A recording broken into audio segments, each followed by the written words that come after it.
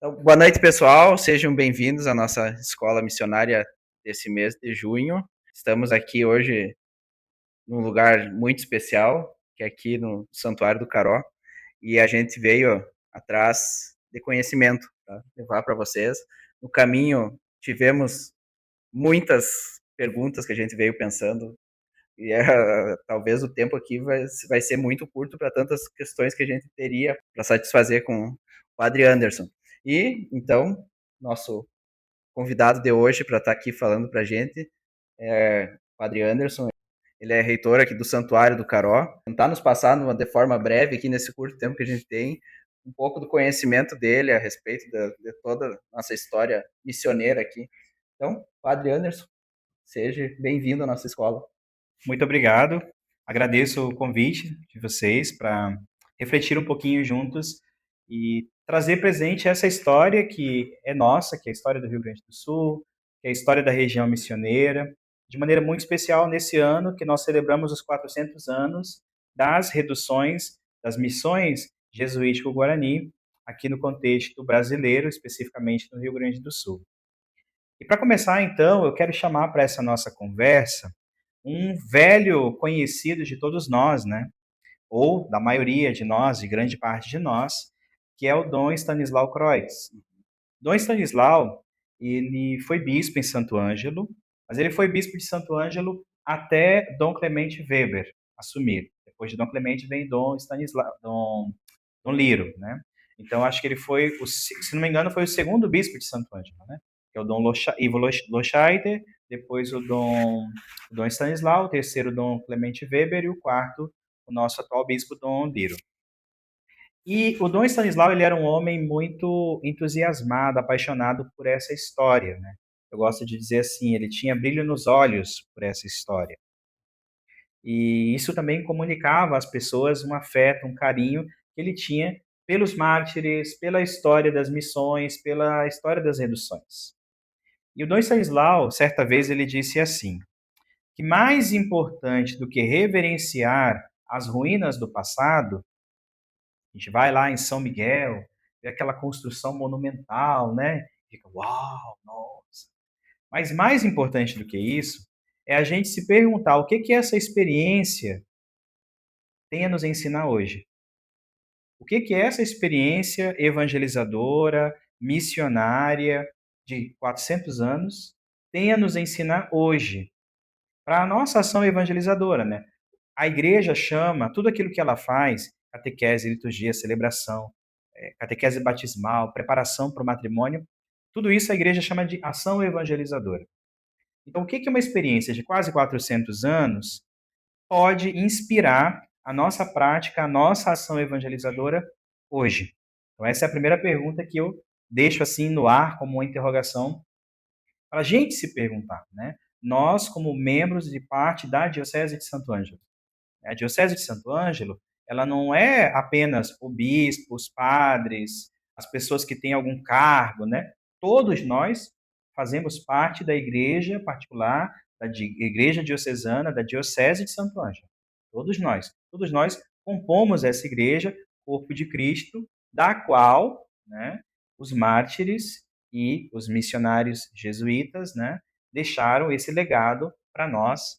Então, a Diocese de Santo Ângelo, ela nasce justamente como herdeira dessa experiência, né? Mas isso é mais assim como, digamos assim, né, uma provocação inicial para a gente pensar. Neste ano de 2026, nós estamos celebrando 400 anos. 400 anos do que, afinal de contas? 400 anos da chegada dos primeiros missionários católicos aqui na região. 400 anos da presença da igreja. Até a chegada desses missionários, não havia presença da Igreja Católica instalada aqui na região que hoje chamamos Rio Grande do Sul. Houve, em 1605, um grupo de missionários que passou, mas eles não se instalaram aqui. Os que se instalaram, que fixaram residência, que fundaram comunidades, foram os missionários jesuítas que chegaram em 3 de maio de 1626, ali entrando pelo Passo do Padre, no que hoje é o município de São Nicolau. Por isso, São Nicolau é invocada, né, como a primeira querência do Rio Grande do Sul. E daí também pergunto para você que está nos acompanhando, né? O que é uma querência? Quando a gente fala de querência, o que significa uma querência para nós, né? Qual é o significado do afetivo, emocional, espiritual? O que evoca em nós ouvir querência? Quando a gente ouve na música dizer assim, querência amada. O que é a querência amada? Então, São Nicolau foi a primeira querência do Rio Grande do Sul.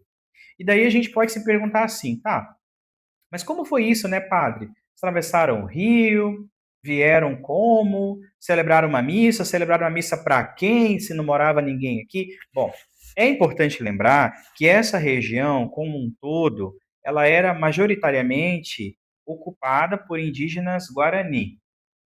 Havia outras etnias indígenas, outros povos indígenas que habitavam o território que hoje nós chamamos de Rio Grande do Sul. Mas aqueles que eram em maior número eram os povos guarani. E os guarani foram os povos indígenas com quem os missionários jesuítas tiveram contato e com os quais eles fundaram as reduções.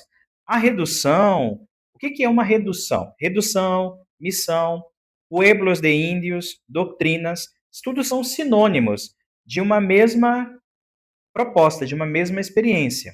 Então, é um povoado, é uma pequena cidade, né? Não tão pequena para os moldes de hoje, porque uma redução ou uma missão poderia ter 7.000, 8.000, 10.000 indígenas, né? E geralmente 1, 2 missionários.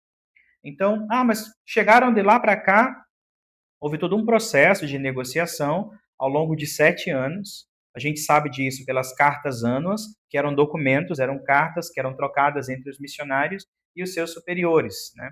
A gente tem essas cartas ainda hoje, né? E é graças a elas que a gente tem informações geográficas, de viagens e também dados, nomes de pessoas, né? Mas, enfim, ao longo de 7 anos, então, 7 anos antes, as reduções elas já existiam lá no Paraguai, no que hoje é o Paraguai. A primeira redução ela vai ser fundada em 1610, que é a redução de San Inácio Iguaçu, no Paraguai. Então, de 1610 até 1626, a gente tem 16 anos aí da experiência das reduções no Paraguai acontecendo. Simultaneamente, foram fundadas reduções no Paraguai e na Argentina. Então, o padre Roque Gonzales, que é um dos 3 mártires, ele era um missionário itinerante. Então, ele fundava um povoado numa determinada região. Por quê? Porque ele tinha um bom conhecimento da língua guarani. Ele falava o guarani de casa, era a sua língua materna, junto com o espanhol. Então, ele fundava um povoado, ele era o padre língua, ele é responsável, assim se chamavam os missionários, que tinham a responsabilidade de ter um conhecimento profundo do idioma para intermediar as relações com os povos indígenas. Então, o padre Roque tinha essa prerrogativa, pelo seu conhecimento da língua guarani, então, ele era esse diplomata, esse intermediador da instalação das reduções. As reduções nunca eram instaladas apenas com os missionários, mas também com os caciques e líderes indígenas. Então, havia nas reduções uma instituição chamada Cabildo. O Cabildo era um conselho constituído pelas lideranças indígenas, dos quais também participavam os missionários jesuítas. Mas os missionários jesuítas, eles eram sempre em menor número. Então, poderia facilmente, por exemplo, ter 10, 12 indígenas, líderes indígenas, caciques e pajés, e 1, 2, 3 missionários jesuítas no máximo. Mas voltando lá para 3 de maio de 1626, o padre Roque Gonzales, então, ele ingressa no Rio Grande do Sul, através do Paço do Padre, São Nicolau hoje, e funda ali a primeira redução, que vai ser a de São Nicolau do Piratini. Geralmente, essa adjetivação do Piratini era para localizar geograficamente. Piratini é o nome do rio, né? Então, por exemplo, no caso de São Nicolau, é hoje onde é o município de São Nicolau. Discute-se se foi mais para lá, mais para cá, mas hoje corresponderia ao município de São Nicolau. Aonde ele fundou São Javier é Porto Xavier, do lado brasileiro, Porto Xavier, do lado argentino é San Javier. Depois, ele fundou Nossa Senhora da Candelária do Caçapamini, que hoje seria no Rolador, município de Rolador, em dois momentos diferentes, né? Dois momentos históricos diferentes, mas enfim. E depois Assunção do Ijuí, hoje município Roque Gonzales. Na época estava mais para Pirapó, tanto que o São João de Castilho também é conhecido como mártir do Pirapó. E os mártires aqui são mártires do Caró e Ijuí, e em algumas literaturas, mártires de Pirapó. E a última de todas, né, que foi Todos os Santos do Caró. Essa foi fundada em 1628, que é o ano do martírio. Então, em 1626, se inicia a instalação das primeiras reduções, com a redução de São Nicolau do Piratini. E, 2 anos depois, mais ou menos, nós temos a instalação da última redução, do lado, fundada, pelo Padre Roque, em 1628. E aqui, então, a gente vai ter o primeiro ciclo das reduções. E a primeira fase, o primeiro ciclo, vai de 1626 a 1638.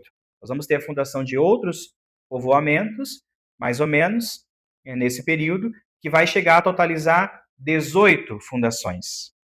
Essas 18 fundações, então, elas correspondem ao primeiro ciclo, primeira fase das reduções. E como eu disse anteriormente, ela começa em 1626 e termina em 1638, até 10 anos depois do martírio dos primeiros jesuítas que foram mortos aqui, então. Então, o que a gente está celebrando, no fundo, é a chegada da igreja, é o início da evangelização, da catequização, né, desse processo civilizatório dos missionários jesuítas a serviço da coroa portuguesa e, claro, consequentemente também a instalação dos colonos espanhóis. Então, naquela época, é importante lembrar que às vezes a gente esquece que Portugal e Espanha eram reinos católicos. Nós estamos em pleno século XVII, na expansão marítima desses dois impérios. E a prerrogativa era descobrir as terras do novo mundo, em contraste com o velho continente. O que é o velho continente? O velho continente é a Europa. Esses países são países ibéricos, da Península Ibérica. Península, conjunto de ilhas, né? Então, Península Ibérica, Portugal e Espanha, reinos católicos, portanto, trazem consigo missionários católicos com a prerrogativa de catequizar, evangelizar, um projeto civilizatório, porque a gente tem que pensar que eles vinham com uma compreensão de civilização. E é uma compreensão ocidental, europeia, branca, católica. Qualquer coisa que fosse diferente disso era não civilizado. Então, isso é importante ter presente. Antes da gente criticar, antes da gente apontar as falhas, o que não funcionou tão bem, poderia ter sido melhor, é importante a gente compreender os fatos dentro do seu contexto. Né?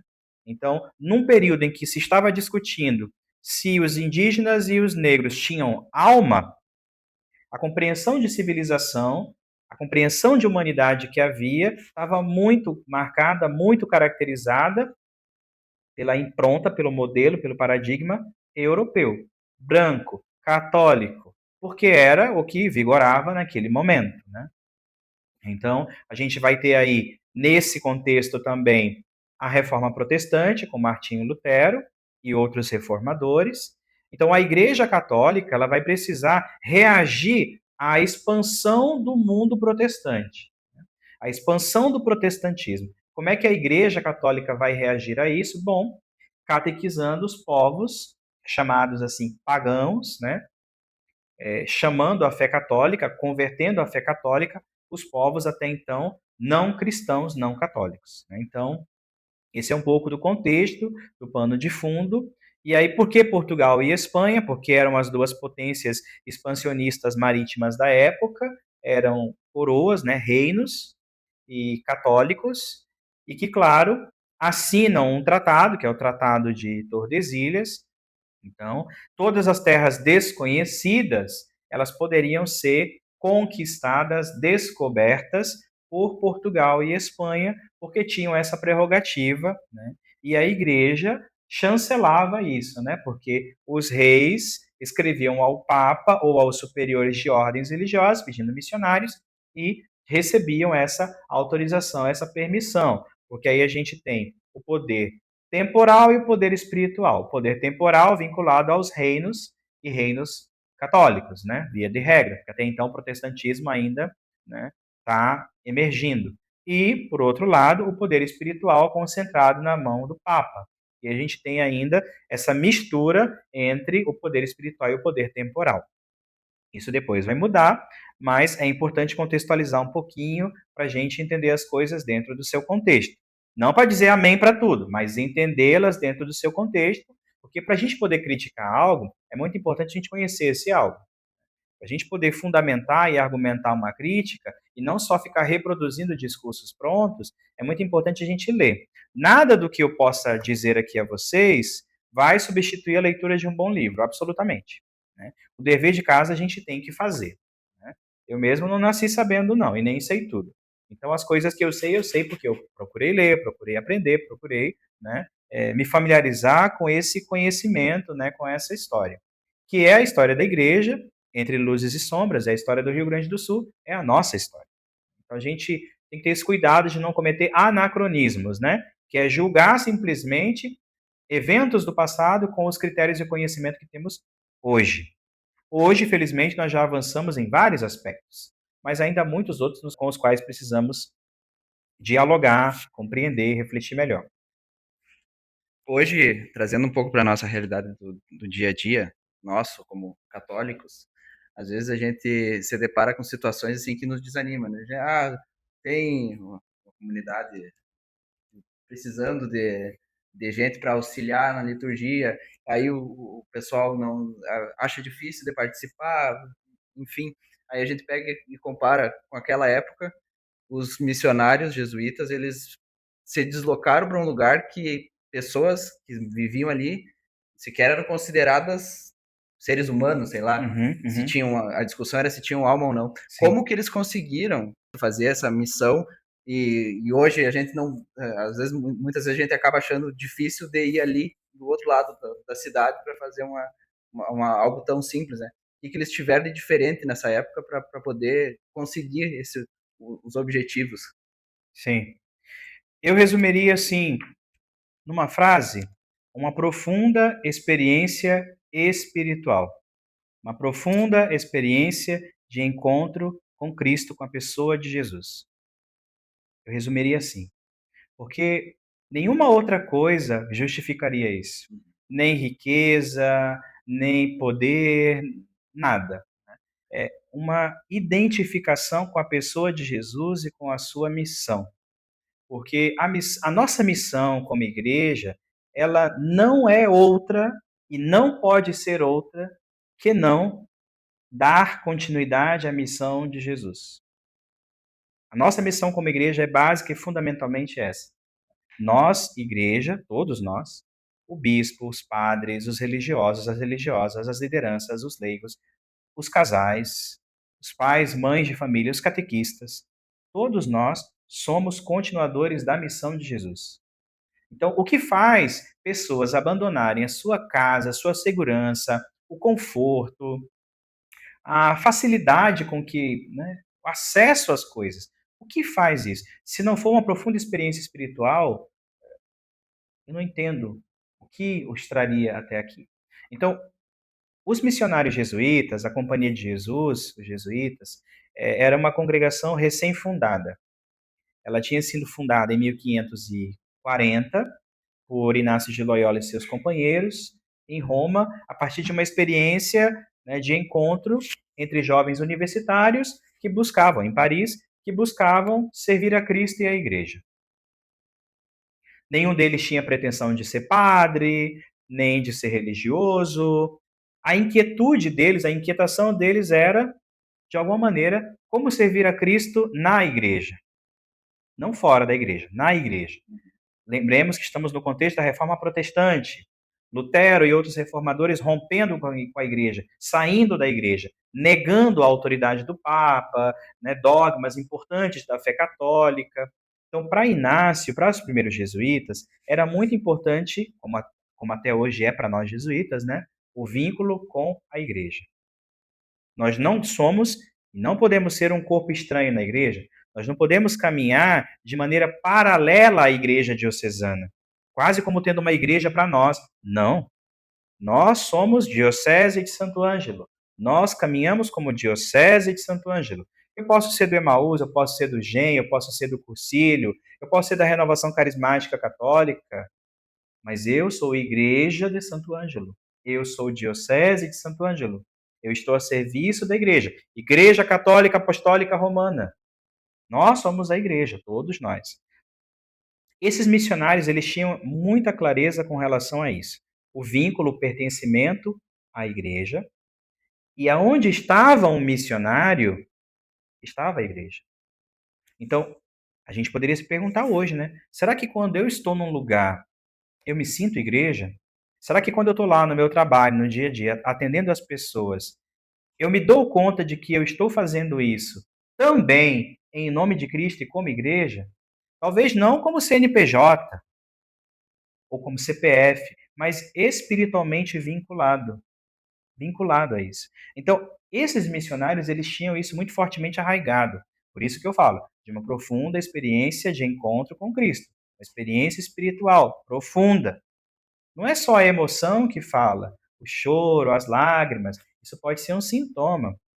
Mas como é que a gente verifica a profundidade de uma experiência espiritual? Ela transforma o modo como a gente vê o mundo e como a gente se relaciona com ele. Se eu fui lá, fiz o Emaús, fiz o encontro do Emaús, e nada na minha vida mudou, na prática, eu não fiz o Emaús. Eu não fiz o encontro. Eu estive no curso, é muito diferente. Eu posso ir lá, eu passei pelo curso, mas o curso não passou por mim, porque ele não me transformou.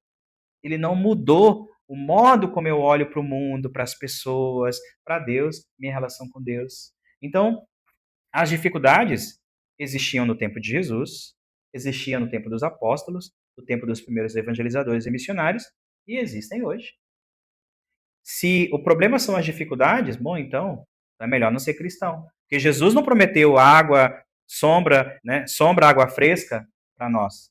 Jesus disse: quem quiser me seguir, renuncie a si mesmo, tome a sua cruz a cada dia e me siga.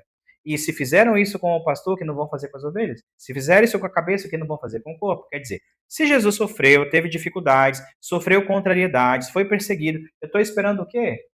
Mamão com açúcar? Estou esperando facilidade? Não. É na provação, nos desafios, que se verifica a qualidade da nossa experiência espiritual. Né? Se eu acho que a missa só é boa quando eu saio de lá chorando, alguma coisa eu não entendi da missa. Né? Ah, esse padre é ungido, porque falou que eu quero ouvir. O padre falou que eu quero ouvir, aí o padre é ungido. Se o padre cutucou, meteu o dedo na ferida, esse padre já não é tão bom. Né? Então, esse cristianismo meio anestesiado, meio água com açúcar, não é o cristianismo dos mártires, não é o cristianismo dos primeiros evangelizadores, não é o cristianismo dos apóstolos, e não é o cristianismo de Jesus. Não é, absolutamente. Olha Jesus, está lá Jesus pregando, chega alguém e faz uma pergunta capciosa para Jesus. Qual é a atitude de Jesus? Como é que Jesus se comporta diante disso? Ou você acha que cada vez que Jesus chegava para pregar no lugar, ele era bem aceito, bem recebido? Iam lá, botavam um tapete vermelho para ele. Gente, vocês não leram os evangelhos? Estão esperando o quê? Sombra, água fresca, facilidade? Não é assim a vida cristã, né? Então, o que é que fez com que os mártires viessem para um lugar totalmente desconhecido, uma língua que muitos deles estavam aprendendo ainda? Quer dizer, o cenário, ele é muito adverso e contrário. Seria assim, será que vale a pena mesmo ir lá? Recomendo 2 filmes, se vocês não viram, recomendo. O filme A Missão, dos mártires, fala dos jesuítas que foram martirizados aqui nas reduções, também os indígenas Guarani, né, não podemos esquecer. E o filme Hábito Negro, o Hábito Negro, The Black Robe, em inglês. Vale muito a pena. Esse talvez não tenha dublado, né, mas você pode ver com legenda. The Black Robe, é muito bom. Dos mártires jesuítas canadenses. Um outro filme bem interessante, daí eu vou puxar a brasa para o meu assada, né? Um outro filme muito interessante é o filme Silêncio, dos mártires do Japão. É muito bom, inclusive tem um livro homônimo de um escritor japonês, Shusaku Endo, né? Silêncio, que os mártires japoneses tinham duas opções: renunciar à fé católica ou ser martirizados. E a maioria deles abraçou o martírio. Não quis apostatar, não quis renunciar à fé e por isso foram martirizados. Pregados numa cruz, lá amarrados no mar, conforme a maré subia, eles eram sufocados e assim eles morriam lá no tempo, na intempérie. Né? E às vezes a gente acha que ir tocar lá na minha comunidade, lá na minha paróquia, é um grande sacrifício. Eu estou fazendo um grande favor, né, para o padre. Né? Para o padre, não. Para o padre, não. Se eu sou igreja, eu não estou indo lá fazer um favor para o padre. Eu estou indo lá exercer o meu ministério a serviço da igreja. Eu estou sendo igreja lá, tocando, cantando, louvando. Estou sendo igreja. Né? Eu não vou fazer o que é do padre, mas eu posso dar a minha contribuição. Né? E às vezes a gente prefere não dar a nossa contribuição, né? Porque a gente acha que é mais fácil, é mais cômodo. Né? Mas, enfim, eu acho que a motivação dos mártires, para mim, parte justamente dessa experiência, né? Que se Jesus sofreu, então vale a pena também sofrer por esse ideal, né? Por acreditar que, e aí tem uma outra questão muito importante também, a compreensão que se tinha na época era que fora da igreja não havia salvação. Fora da igreja, né? Extra ecclesia nulla salus. Fora da igreja não há salvação. Então, se fora da igreja não há salvação, e eu sou igreja, e eu quero o bem daquelas pessoas, o que é desejável? Que eu leve a igreja até essas pessoas, que essas pessoas se convertam e sejam também cristãs, para que elas também sejam alcançadas e abraçadas pela salvação que Jesus nos oferece gratuitamente. Então, é entender o imaginário, a cosmovisão, a compreensão de mundo, né? Cosmovisão é a compreensão de mundo, cosmos é mundo, né? Então, a cosmovisão é como eu vejo, como eu entendo, como eu interpreto o mundo. Então, a maneira como os missionários católicos interpretavam o mundo não é a mesma maneira como os povos indígenas e africanos interpretavam o mundo. Então, vai haver um choque também nessas visões e nessa interpretação, no modo, por exemplo, como se relacionam com os povos originários. Houve missionários que, inclusive, deram a vida por acreditar na dignidade desses povos, tanto indígenas como africanos. Né? E também houve aqueles que justificavam a escravidão. A escravidão é uma instituição tão antiga como a guerra e a prostituição. Já na antiguidade, Aristóteles defendia a escravidão. Né? Então, Portugal e Espanha não vão inventar a escravidão. Geralmente, quem eram as pessoas escravizadas? Geralmente, os vencidos de guerra. Então, quando um povo entrava em guerra com outro povo, o povo que perdia, os que conseguiam escapar, escapavam, os que eram capturados geralmente se tornavam escravos, estavam a serviço daqueles que haviam ganhado a guerra. Geralmente era isso que acontecia, ou no caso do povo de Israel, que foi escravizado muitas vezes por diferentes povos. Né? Vamos lembrar, por exemplo, quando Israel foi escravizado no Egito, e foram lá pedir comida porque estavam passando fome. José ainda era vivo, o mesmo que era irmão deles, que eles venderam. Né? Lembra do José? Ele foi vendido como escravo pelos próprios irmãos por ciúme e inveja. Então, José era um alto funcionário do faraó e acolhe, então, Jacó, seu pai, Jacó é Israel, acolhe Jacó, seu pai, e seus irmãos no Egito. Enquanto José vivia, os israelitas, hebreus, prosperaram. Depois que José morreu, começou, então, a saga deles como escravos, que foram escravizados. Né?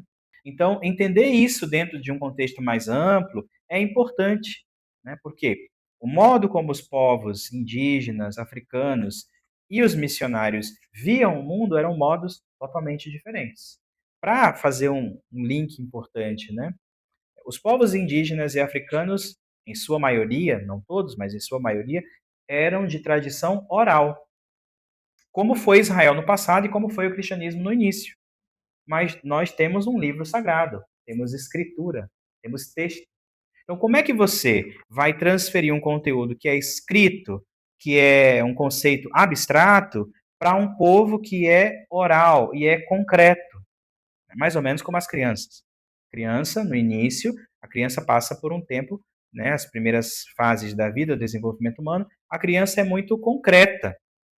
Então você pega um monte de moedas e uma nota de R$ 200. E você pergunta para a criança, aonde tem mais? A criança vai dizer, no monte de moedas. Porque visualmente, aqui tem mais do que aqui. Aqui é só uma cédula, mesmo que seja R$ 200. Um lobo-guará, né? A gente não vê muito por aí, está meio em extinção mesmo, né?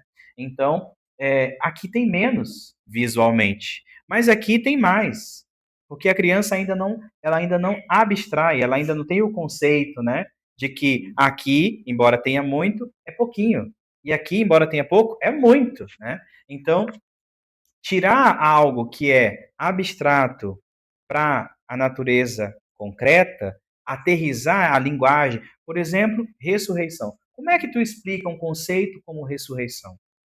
Ou transubstanciação? Como é que tu explica um conceito assim? Ou assunção? Como é que tu explica? Né? Porque Jesus sim ascendeu sozinho, mas foi o Pai que não foi Jesus sozinho, foi o Pai que levou Jesus. Como é que tu explica isso conceitualmente? É mais ou menos, é um paralelo, né? Para as crianças, né? Na catequese, como é que você explica uma coisa dessa? Muitas vezes você não explica, né? E as crianças, elas são muito boas, vocês que são pais, dindos, dindas, vô e vó, né? As crianças, elas se permitem fazer perguntas que nós adultos muitas vezes não nos atrevemos a fazer.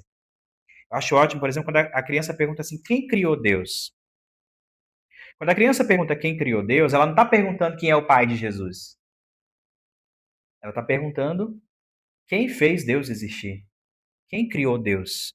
Por quê? Porque qual é a nossa experiência imediata? Isso aqui foi feito por um ser humano, por uma máquina. Mas alguém criou uma máquina. E essa máquina começou a produzir televisões ou coisas do gênero. Mas sempre tem alguém, uma pessoa, um ser humano. E Deus? Quem criou Deus? Então a criança se permite fazer essa pergunta, né? Será Deus uma criação humana? Será Deus um conceito, uma criação, uma ideia da nossa cabeça? Mas, voltando para a experiência das reduções, parte de uma profunda experiência de encontro com Jesus. É isso que dá sentido à nossa vida. Jesus é fundamental. Sem Jesus, nada do que nós fazemos como igreja, como Emaús, como Cursílio, como qualquer coisa na igreja, nada tem sentido. O que confere sentido a, ao nosso movimento, ao que fazemos, aos retiros, aos cursos, às formações, à missa, é Jesus.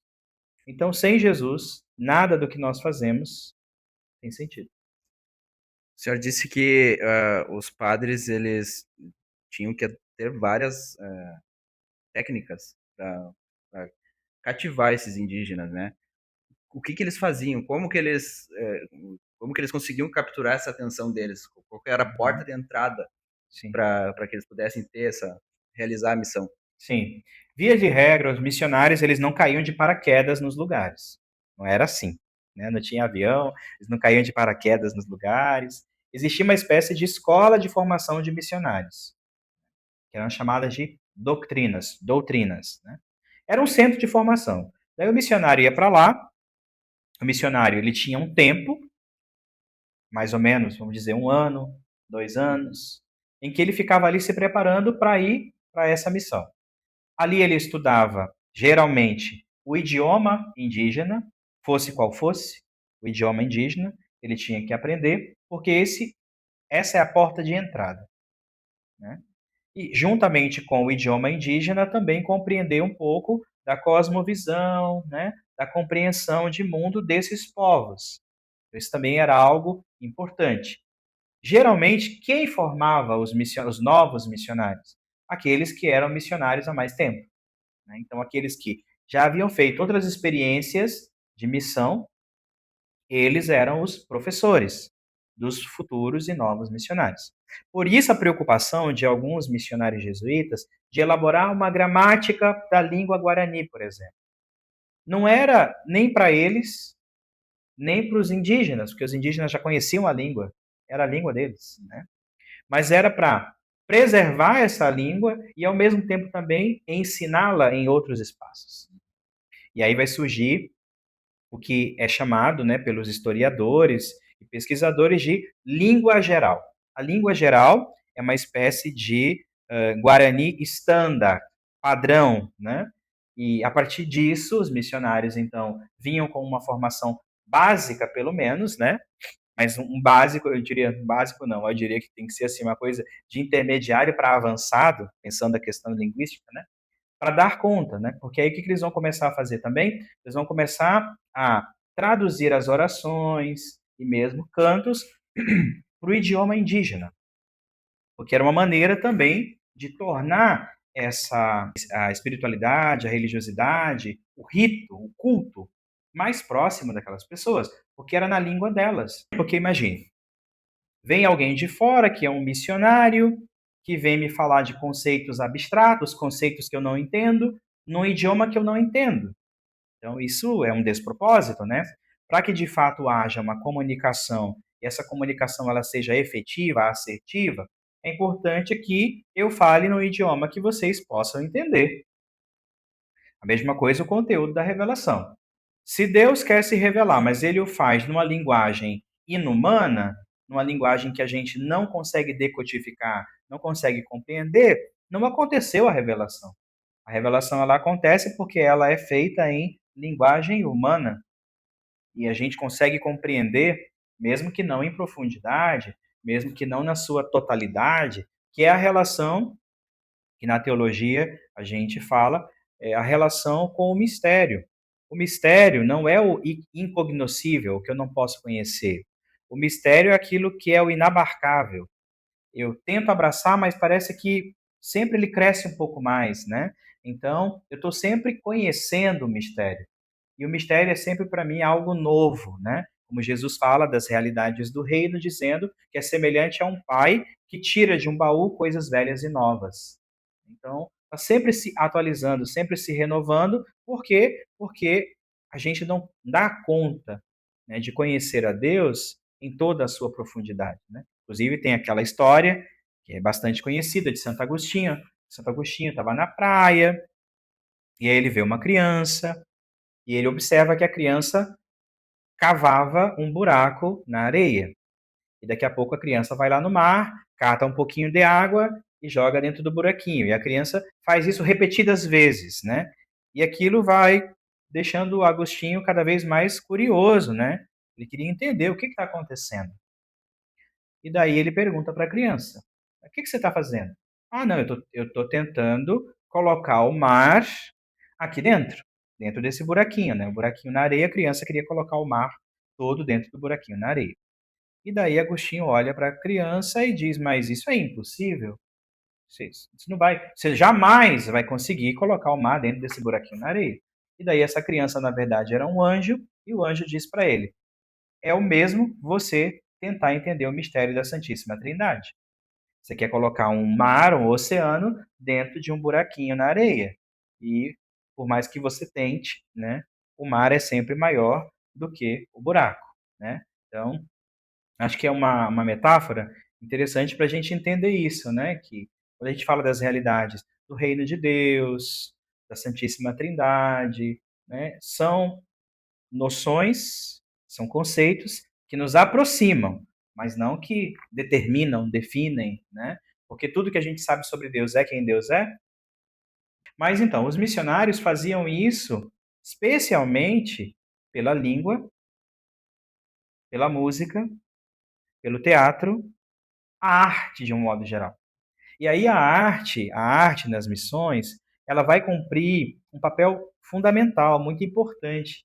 A gente precisa entender que a arte, a música, a dança são veículos do sagrado. Então, elas nos possibilitam essa conexão com o mundo espiritual, com a nossa afetividade, com o nosso interior. Tu tá ali ouvindo a música e daí tu não entende uma palavra da letra da música, mas aquela música te toca o coração, você se emociona. Por que se você não entendeu nada? Porque ela se comunica com o nosso interior. Então a música, por exemplo, ela tem essa capacidade de mobilizar os nossos afetos. Então a música, a arte, a dança, né, a própria as esculturas, as imagens, elas são veículos do sagrado. Elas comunicam algo de Deus, né? Então isso numa linguagem humana. que aproxima as pessoas da realidade. Mas a arte, de um modo geral, tem essa capacidade, né, de nos aproximar de Deus, do sagrado, né, a mística, a espiritualidade. Por isso, por exemplo, na igreja, muito cedo, já no século terceiro, quarto, a música fazia parte do cotidiano, né, das primeiras comunidades cristãs. Então eles cantavam salmos e hinos, né?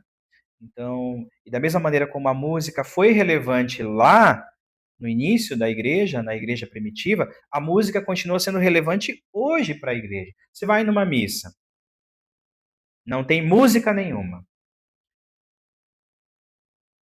Parece que não é a mesma coisa. Agora você vai na música, tem um canto de entrada. Não é para acolher o padre. As músicas, os cantos não são para acolher ninguém. Não é para acolher, vamos ficar de pé para acolher o padre antes. Não é para acolher o padre. É para iniciar a celebração. Iniciar a celebração, né? Santo Agostinho diz que quem canta, reza duas vezes. Então, inicia a celebração com um canto. E a gente depois invoca a Santíssima Trindade e vai pedir perdão. E a gente faz isso cantando. E a gente louva a Deus com glória e faz isso cantando. É muito bonito. É muito bonito. Isso nos aproxima de Deus, nos eleva a Deus. Então, esses missionários, muitos deles tinham formação musical, né? Alguns deles eram professores universitários, né? Arquitetos, engenheiros. Nós tínhamos, assim, as mais variadas formações, né? A gente tem o irmão Domênico Zipoli, que era um professor universitário em Roma, e vem para as reduções ensinar música erudita, música clássica, para os indígenas Guarani, que vão aprender a fabricar instrumentos musicais nas reduções, por exemplo, né? Então, no filme A Missão, uma das primeiras cenas do filme, não é dar spoiler, né? Superem essa coisa de spoiler, né? Mas do filme, uma das primeiras cenas do filme é um missionário jesuíta tocando uma flauta transversa. E daí ele está tocando uma flauta e aí vai se aproximando um indígena. E aí, de onde sai o barulho? Eu nunca tinha visto aquele instrumento. De onde sai esse som? Né? E o som sai no instrumento. E o indígena pega o instrumento e quebra o instrumento, porque ele queria ouvir o barulho e não saía o barulho do instrumento. Porque eu tenho que saber tocar o instrumento, né? Não é só pegar e pronto, né? A menos que seja algo gravado, mas não, né? E daí ele quebra o instrumento e não sai mais a música do instrumento, que o instrumento é quebrado, né? Então, a música foi aproximando, né? Então, vai em todas as reduções vai haver uma escola de música, né? Coral, ensinar as crianças a cantar, né? E as crianças vão cantar na missa, e os instrumentos que são utilizados são fabricados na própria redução. Então, é por aí, mais ou menos, que eu responderia essa sua pergunta, né? Por onde eles começaram? Não tem uma fórmula única, não tem uma fórmula única e não tem uma única resposta. Cada experiência é uma. É que nem assim, quem é professor vai entender perfeitamente o que eu vou dizer agora. Você fez o plano de aula, preparou a sua aula e tal, tá lá bem preparadinho, bem organizadinho, em 50 minutos de aula apenas, né? No nosso caso, filosofia, sociologia, história. Daí tu chega lá na turma A e a aula flui, que é uma maravilha. Parece que você nasceu para dar aula, nasceu para ser professor. Aquele plano de aula, ele se encarna naquela turma e você sai de lá em êxtase, maravilhado, porque eu fiz um bom trabalho, sou um bom professor. Aí você vai na turma B, o mesmo plano de aula, o mesmo plano de aula, tão perfeitamente planejado, hermético, friamente calculado, e tudo se transforma num caos. E você diz assim: meu Deus, o que eu estou fazendo aqui? Minha Nossa Senhora, pelo amor de Deus, que passe logo esses 50 minutos, não aguento mais, não posso ser professor, meu Deus, que coisa mais terrível. O que mudou? Você mudou? O plano mudou? Ou as pessoas mudaram? Pessoas são diferentes. Então as experiências são diferentes, né? Você trabalhar com pessoas de modo geral, público, atender, cada caso é um caso. Às vezes aquilo que funcionou muito bem para o Emaús não vai funcionar para o GEM. Às vezes aquilo que funcionou muito bem para o GEM não vai funcionar para o Cursílio.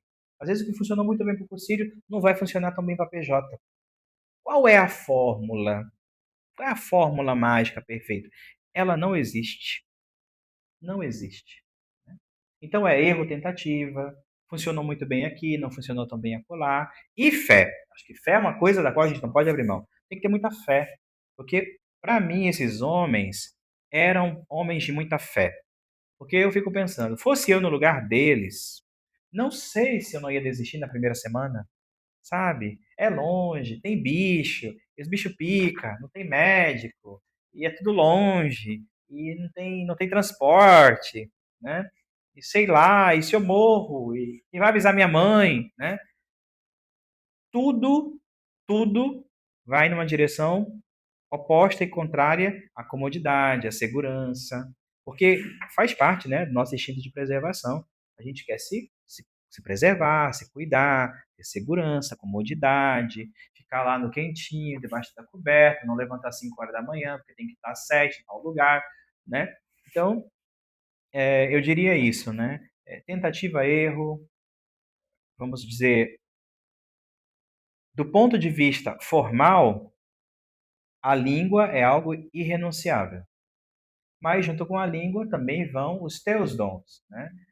Eu acho que são fatores que vão convergindo em alguns casos, né? Os dons pessoais, naturais de cada um, competências, habilidades que a gente vai adquirindo ao longo da vida, mas o idioma, sem dúvida alguma, ele é uma ponte para transpor mundos, né? Então, nos aproxima mais. A gente vinha conversando também na viagem que a gente conhece muito pouco. Talvez eu tenho, como é que é? Sou ignorante no assunto com relação aos 3 mártires, né? Que a gente conhece pouco da história. O que o senhor poderia nos colocar a respeito dessas 3 pessoas que foram tão importantes aqui para a nossa região e que a gente reza, né, por eles na missa? Por que será que eles estão lá? Pois é. Então, vou só fazer um parênteses, tá, gente? Este ano a gente não tem falado tanto do martírio, nem tanto assim dos mártires, porque daqui a 2 anos nós vamos celebrar 400 anos do martírio. E aí sim a gente vai falar mais sobre os mártires e sobre, né, cada um deles, etc, né? Para a gente não queimar todas as fichas agora, né? Porque aí daqui a 2 anos a gente, né, volta um pouquinho sobre eles. Mas tranquilo, a gente pode falar sim, porque o que eu vou dizer não é segredo, mas tu não és a primeira pessoa que me diz isso, né? Às vezes a gente ouve falar muito dos santos mártires, do Padre Roque, mas a gente não sabe muito sobre, né? Por isso existe o Santuário do Caró. Estou esperando vocês aqui uma visita. Mas assim, gente, falando sério, brincadeiras à parte, os santos mártires das missões, ou também chamados de 3 mártires, mártires rio-grandenses, primeiros santos brasileiros, né? Eu vou muito devagar com alguns adjetivos, né? Mas é importante dizer o seguinte: o padre Roque Gonzalez de Santa Cruz, o padre Afonso Rodrigues Olmedo e o padre João de Castilho, no singular, não é Castilhos, Castilho, singular. Foram 3 padres missionários jesuítas que atuaram aqui no território do Rio Grande do Sul durante o período da primeira fase das reduções, entre 1626 e 1638. Sendo que, em 1628, 2028, eles foram martirizados. Na tradição da Igreja Católica, especialmente nos primeiros séculos do cristianismo, o martírio ele era o ideal de vida. Por quê? Como Jesus morreu? Então, se Jesus morreu na cruz injustamente por nós também temos que estar dispostos a, se preciso for, não é buscar a morte, não é buscar a morte, mas se preciso for, por Cristo, pela fé, em nome de Cristo, abraçar o martírio. A palavra mártir vem do grego. Mártir significa testemunha. Então, quem são os mártires na tradição da igreja? São as testemunhas. São aqueles e aquelas que foram capazes de configurar a própria vida de tal modo com Cristo que, inclusive, derramaram o próprio sangue pela fé em Cristo. Então, nós temos muitos exemplos, né, na história da igreja de mulheres e homens que foram martirizados. No século XVII, nós estamos no contexto da colonização portuguesa espanhola, mas especificamente no nosso caso espanhola, o martírio estava no horizonte dos missionários. No horizonte, não como meta, mas como uma possibilidade. Porque você vai para um lugar inóspito, remoto, desconhecido, para nunca mais voltar. Então, quando um missionário, no filme O Hábito Negro, isso fica muito evidente. Na hora que o missionário vai morrer, ele faz uma retrospectiva na memória, por exemplo, que ele não vai voltar a encontrar a própria mãe. Então, antigamente, inclusive quando eu entrei na companhia, que eu entrei em 2008, meus pais tinham isso na cabeça. Nós nunca mais vamos vê-lo, nós nunca mais vamos ter contato com ele, nem nada, porque estava no imaginário das pessoas isso, né? Mas no século XVII, as distâncias, tudo era mais difícil, né? Então o missionário geralmente ele vinha para a terra de missão para morrer ali, ou para gastar a sua vida até os últimos anos ali naquela terra, né? A estimativa de vida não era muito alta, uma pessoa com 50, 60 anos já era considerado muito velho, né? Naquele tempo, aquele tempo. Então os missionários vinham. O Roque Gonzalez tinha mais de 50 anos, o Afonso e o João tinham entre 30, 31, 32 anos. Os três eram jovens, né? Os padrões de hoje a gente pode dizer pessoas jovens, né? 50 e 30 e poucos anos. Mas o Roque, para o padrão da época, já era alguém maduro, assim, né? Não vou dizer que um idoso, mas já era um homem, né? Já tinha vários anos de padre, já tinha uma experiência como missionário, porque já havia fundado reduções no Paraguai e na Argentina, e, por último, aqui os 6 últimos povoados no Brasil. Então, os mártires chegaram aqui não para morrer, eles não vieram desejando a morte. A morte foi uma consequência da fidelidade deles ao ideal que eles buscaram viver, que era ser missionários, ser evangelizadores nestas terras, trazer a palavra de Cristo, né, a mensagem de Cristo a esses povos que desconheciam a pessoa de Jesus. Então, quando o padre Roque Gonzalez e o padre Afonso Rodrigues chegam à região, chegam ao Caró, por exemplo, para se instalar, eles chegam na véspera do dia de Todos os Santos. Então, dia 1º de novembro. Eles chegam no finalzinho de outubro. Então, no dia 1º de novembro, eles vão celebrar uma missa aqui. Quando eles celebraram essa missa aqui, era a festa de Todos os Santos. Por isso, a redução recebeu o nome de Todos os Santos do Caró. Caró é a localidade. Caró é uma palavra indígena, guarani, que tem diferentes significados, cujo mais aceito é erva amarga. É uma designação genérica. Não se está falando de nenhuma erva em específico. Ou monte das ervas, né? Porque rob também pode ser casa, né? Então, caró pode ser tanto erva amarga, como também pode ser ninho de vespas ou vespeiro, como também pode ser lugar de mata, né? Mas a forma que nós conhecemos, que é essa com 2 As e acento agudo, não é carió, hein? Caró. Pronuncia direitinho, não faz feio. Esses dias eu tive que me segurar para não corrigir uma repórter de um certo canal de televisão. Fala direitinho o nome, é Caró. Então, quando eles chegaram aqui, eles chegaram para instalar uma redução, não chegaram para morrer. Só que havia entre os indígenas guarani alguns que não aceitaram a presença dos missionários católicos, os missionários jesuítas. Dentre eles está uma liderança indígena muito importante, que é o cacique Inhesu. E o Inhesu, ele era contrário à instalação das reduções, tanto que ele não se deixou reduzir, né? Ele não pertenceu a um grupo que queria as reduções, ele era contrário.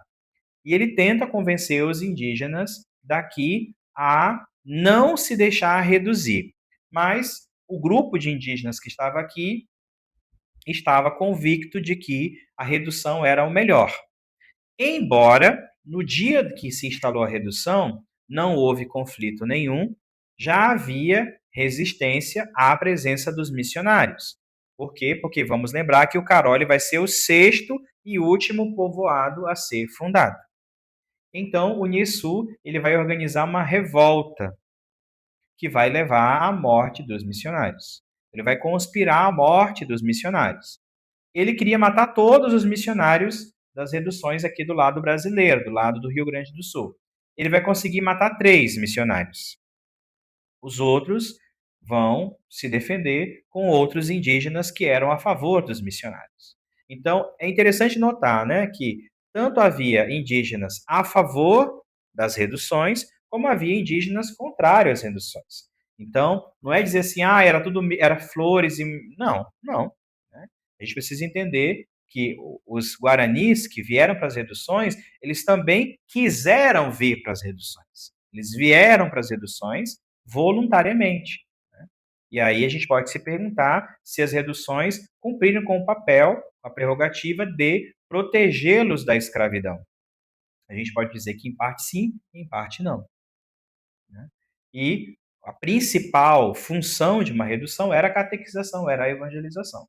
Então os mártires chegaram aqui, esses três, eles não eram os únicos missionários presentes na região, mas eles foram os 3 que foram mortos. Né? E dos quais a gente tem maior documentação, porque a morte deles surtiu um efeito contrário ao que se esperava. Porque o que se esperava era, morreram esses 3, ninguém mais vai querer vir para cá. Só que o que poderia ser uma contra-propaganda tornou-se, na verdade, um impulsionador, um propulsor da vinda de mais missionários. Porque se eles sofreram martírio lá naquelas terras, nós também queremos ir lá ser mártires. Né? Então, esses 3 foram os 3 primeiros. Mas ao longo das reduções como um todo, foram mortos 26 missionários, entre padres e irmãos. Ali naqueles 4 volumes que vocês estão vendo de livros, todos aqueles papeizinhos brancos ali, marcados, são mártires, que eu estou pesquisando a história deles. Então, eu estou fazendo o levantamento dos 26. Não encontrei todos, mas todos aqueles papeizinhos brancos ali são nomes de mártires, né? Então, a gente ser consciente de que, muito embora esses 3 mártires sejam os canonizados e os conhecidos, há outros mártires que nós não conhecemos, que são, para nós, ilustres desconhecidos, né? Mas que também foram mortos nesse processo de evangelização. E aí vocês perguntavam também um pouco assim, se eles são santos juntos, se eles são santos separados, e aqui foram juntados, né? Bom, na igreja, quando uma pessoa morre com fama de santidade, por diferentes motivos, inicia-se um processo de canonização. Esse processo ele tem várias fases. É um processo de beatificação e canonização. Mas para a pessoa chegar a ser canonizada, ela passa por vários outros estágios. Né? Primeiro, ela é declarada venerável, depois servo de Deus, depois, se existe algum milagre, ela pode ser beatificada, e por último, apenas que ela é canonizada. No caso dos mártires, logo depois que eles morreram, como havia muita documentação na época, cartas, escritos, relatos, muito facilmente se constituía um processo, né? E tinha mais de 700 páginas, inclusive. Só que aí, o tempo foi passando, e isso se deu início poucos anos depois do martírio. Só que aí, por mais ou menos 300 anos, o processo ficou parado. Então, eles foram martirizados em 1628, e o processo que começou alguns anos depois, ele só vai ser retomado em 1928, exatamente 300 anos depois. Só em 1928, que aí vão reencontrar num arquivo na Argentina essa obra monumental de 700 páginas do processo de beatificação dos mártires. E aí a fama de santidade deles, ela já era conhecida em alguns lugares. Geralmente isso era passado vamos dizer quase que de forma oral ou por escrita, pelos próprios missionários ou por indígenas também, que falavam da morte, né, dos padres. E em janeiro de 1934, portanto, 6 anos depois, em janeiro de 1934, o Papa Pio XI vai beatificar os mártires. E aí, geralmente, o que é feito para chegar lá? Para chegar na beatificação e na canonização? Se faz um estudo da vida da pessoa. Então, uma biografia, com dados importantes e tal, as causas do martírio, como é que morreu, por que morreu, né? Em que condições, e se foi pela fé de fato. Então, o mártir, ele, para a igreja, ele tem um processo um pouco diferente. Né? Mas naquele tempo, isso hoje, naquele tempo, tudo era muito burocrático. Né? Então, para uma pessoa ser canonizada, isso também dispendia não só tempo, mas também investimento econômico, né? Os processos e tal, e comissões, e constituições, e coisas. Bom, no caso deles, 300 anos em stand-by, foi retomado, e aí houve um padre palotino, o padre Frederico Swin. Então, esse padre palotino, juntamente com outros jesuítas, vai retomar esse processo e vai, né, começar a fazer registros de graças alcançadas, né? E aí o processo vai avançar e vai levar primeiro à beatificação, porque a ordem é venerável, servo de Deus, beato e santo. Essa é a ordem. Ou no feminino, né? Então, e aí, alguns anos depois, em 1988, eles vão ser canonizados, né? 1934, 1988, eles vão ser canonizados pelo Papa João Paulo II em Assunção, no Paraguai. E aí o milagre que vai dar aos santos a canonização aconteceu aqui na nossa diocese. Isso também é algo importante de dizer. O milagre da canonização, que vai, entre aspas, né, dar a canonização aos santos, aconteceu aqui no município de São José do Inhacorá, com a senhora chamada Maria Catarina Stein. Essa senhora, ela recebe a cura de uma espécie de câncer que ela tinha. Né? Então, ela já havia sido desenganada pelos médicos e ela já, de certa maneira, como que esperava a morte, né? Porque já havia tentado diferentes tratamentos e parece que aquilo não surtia efeito. Ela tinha uma espécie de ferida incurável. Tenho entendido que era na barriga. E aí, nessa ocasião, esteve visitando aqui a nossa diocese, e mais especificamente Cerro Largo, a relíquia do coração de São Roque Gonzales. E aí o esposo da dona Catarina, ele vai conversar com a esposa dele e vai dizer, olha, estou sabendo que está tendo a visita do coração do Padre Roque, lá em Cerro Largo, e eu vou lá para pedir por ti, para rezar por ti. E assim ele fez, a cavalo.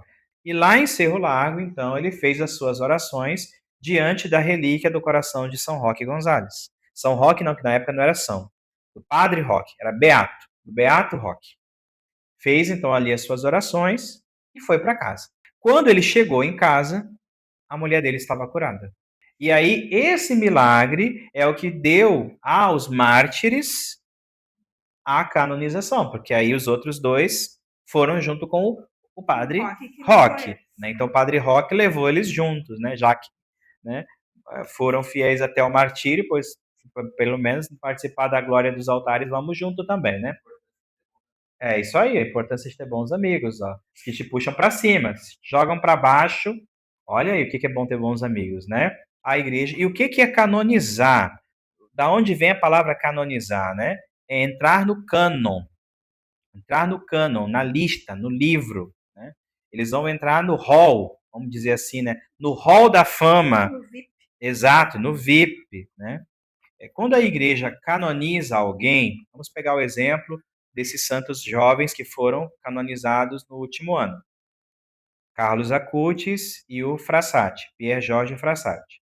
Quando a igreja canoniza alguém, o que a igreja está dizendo? A igreja está dizendo que essa pessoa foi uma testemunha fiel de Jesus Cristo, que essa pessoa viveu a sua vida cristã, a sua vida de fé, de forma exemplar, e por isso ela é um exemplo, ela é um modelo para nós, no seguimento de Jesus, na vivência da fé, dos valores cristãos, das virtudes cristãs. Então, essa pessoa, a igreja diz, é um exemplo que merece ser seguido.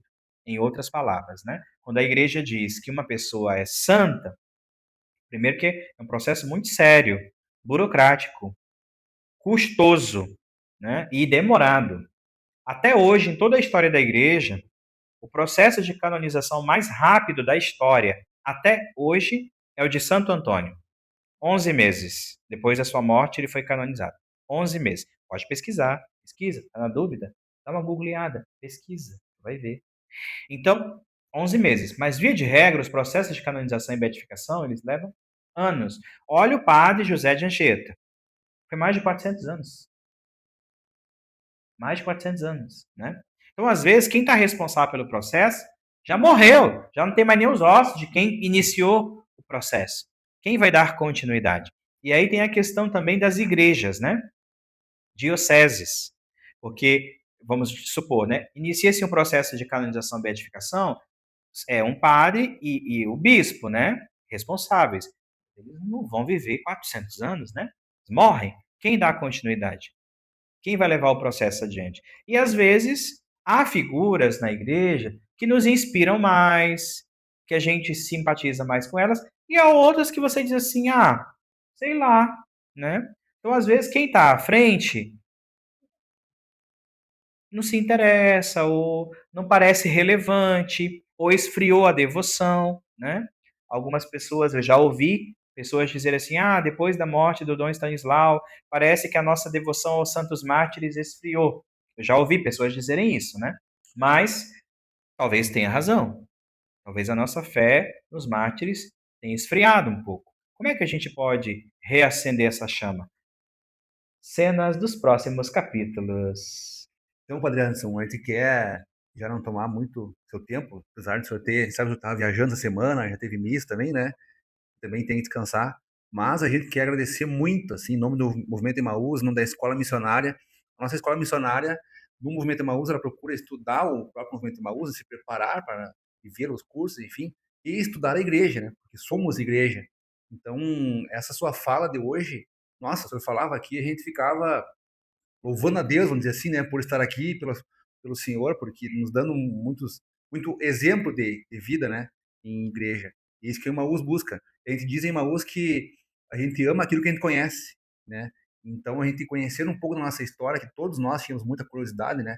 Até para nos defender a nossa igreja, né? As pessoas, como você comentou, pessoas às vezes criticam, né, a questão dos 400 anos, mas não entendem o que está sendo celebrado.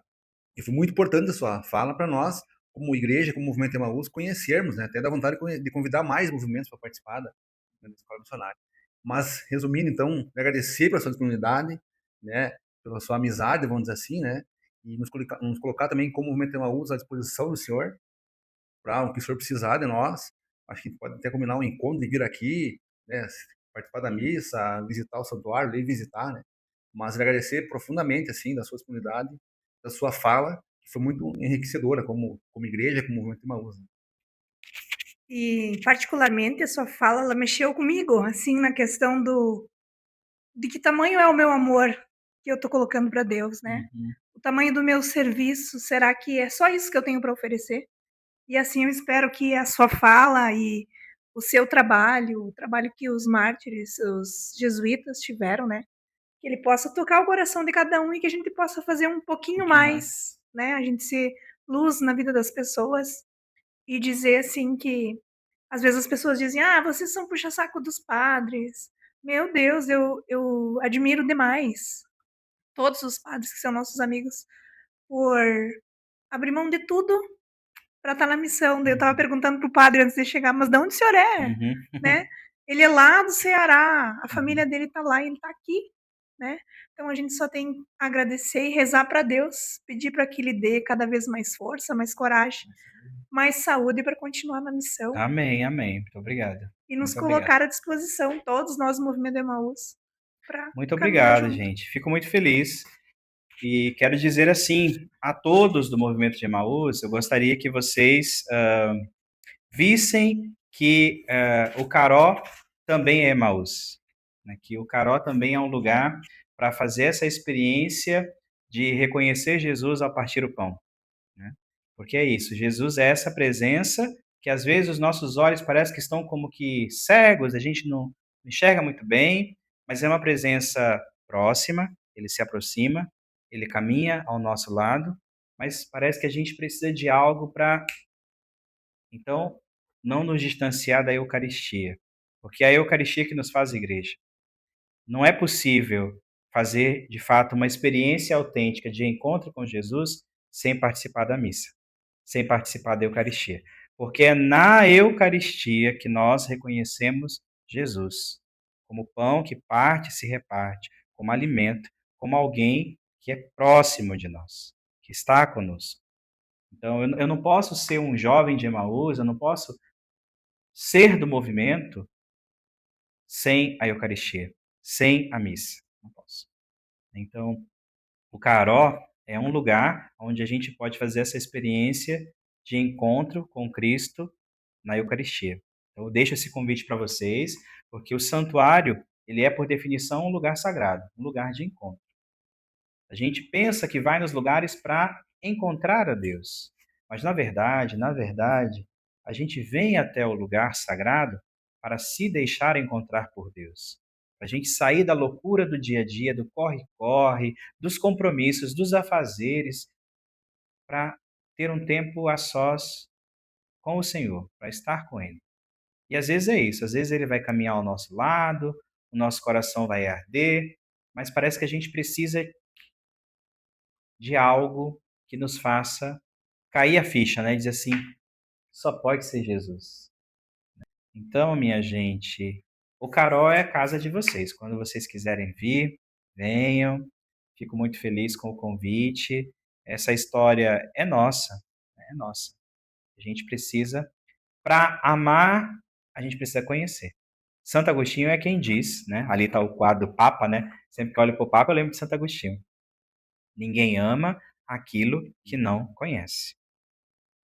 Então, para amar, é preciso conhecer. É para a gente dizer assim, será que esse padre sabe o que ele está falando? Pois é, mas vai estudar, meu filho, vai estudar, viu? Que eu não dormi hoje, acordei amanhã, padre, não! Nós também já, como movimento, assumimos esse compromisso de estar mais presentes aqui. Inclusive, em agosto, a gente vai realizar aqui no Caró o nosso encontro de formação. Então, já nossos núcleos que já se programem para estarem aqui presentes conosco também, participando desse dia, que vai ser de muito estudo presencial. Todo mundo vai ter a oportunidade de conhecer o Padre Anderson, aqueles que ainda não conhecem. Uma singela homenagem nossa ao movimento de Emaús, que representa a nossa gratidão ao Senhor, a tudo aquilo que o Senhor tem proporcionado, não só ao Emaús, a toda a juventude da nossa diocese. Então, aqui a nossa... Tá bem, muito obrigado, né? Que chique, né? Obrigado mesmo, gente.